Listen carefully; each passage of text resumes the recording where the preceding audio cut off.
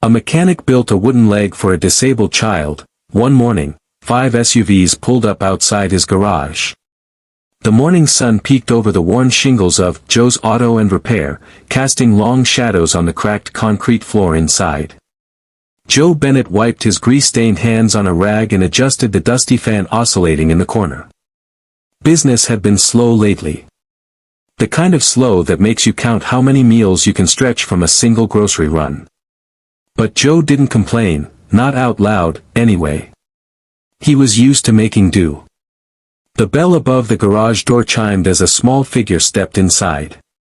Joe turned, expecting a customer, but instead saw a boy, maybe 9 or 10, standing on crutches, his left pant leg neatly pinned up. "Hey there, champ," Joe said, crouching down to eye level.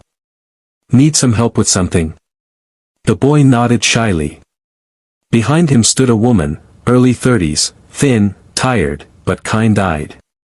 His mother, clearly. "This is Tyler," she said. He lost his leg last year. Accident. We don't have insurance, and we've been waiting months for a prosthetic through the program." He read online that sometimes mechanics build cool stuff out of wood and metal and, well, he asked if we could come talk to you. Joe's throat tightened.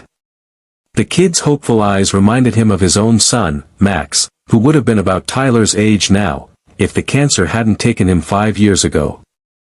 "I don't know if I can make anything fancy," Joe muttered, voice low. "But I'll see what I can do." That afternoon, he canceled his remaining appointments. He brought Tyler into the back, let him sit on an overturned milk crate while he took measurements, sketched designs on the back of an oil receipt, and sifted through scrap wood and metal like a man on a mission. Joe's hands moved with an urgency he hadn't felt in years. 2 days later, he called them back. Tyler's eyes lit up when Joe revealed the leg, oak and aluminum, lightweight, curved with care, sanded smooth, and even painted blue with flames down the side.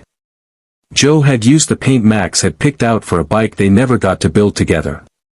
The boy stood, wobbled, and then walked. Stumbled, then walked again. Laughed, a wild, free, joyous sound that filled the old garage like music. Joe looked away and pretended to wipe his face with his rag. 3 weeks passed. Joe went back to fixing mufflers and rotating tires. Tyler and his mom sent him a thank you card with a photo of Tyler kicking a soccer ball, leg and all. Then one Monday morning, as Joe sipped his coffee and unlocked the shop, he heard engines, 5 of them.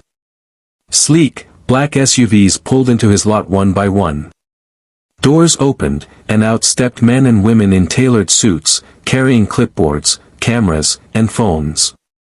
At their center was a tall man with silver hair and a commanding presence, James Langston, CEO of one of the largest prosthetics companies in the country.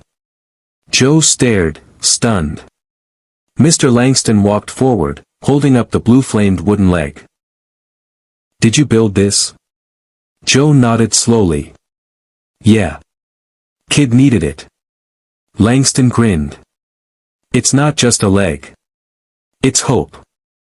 It's proof that innovation doesn't require labs, just heart." We saw Tyler's video online. It went viral. Over 10 million views. People are calling you a hero. Joe blinked. "A hero? I'm just a guy with tools and time." Langston laughed.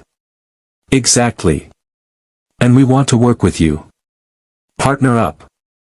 Launch a community outreach division, low-cost, customizable prosthetics. You'd lead it." Joe looked around his small garage. "I fix cars. You fix lives," Langston said gently. "Come see what else you can do."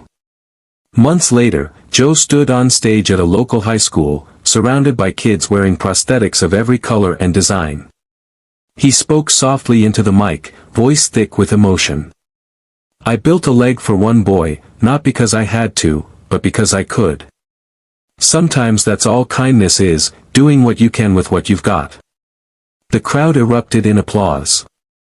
In the front row, Tyler stood on his blue-flamed leg, smiling proudly, his mom beside him, tears in her eyes. And Joe? He looked up, whispering a silent thanks to Max. Heartwarming message. True kindness doesn't wait for perfect conditions, it acts with what's available, when someone needs it most. And sometimes, one small act of compassion can ripple out and change the world in ways you'd never imagine. Let me know if you'd like a voiceover script version or visual concept for a short film adaptation.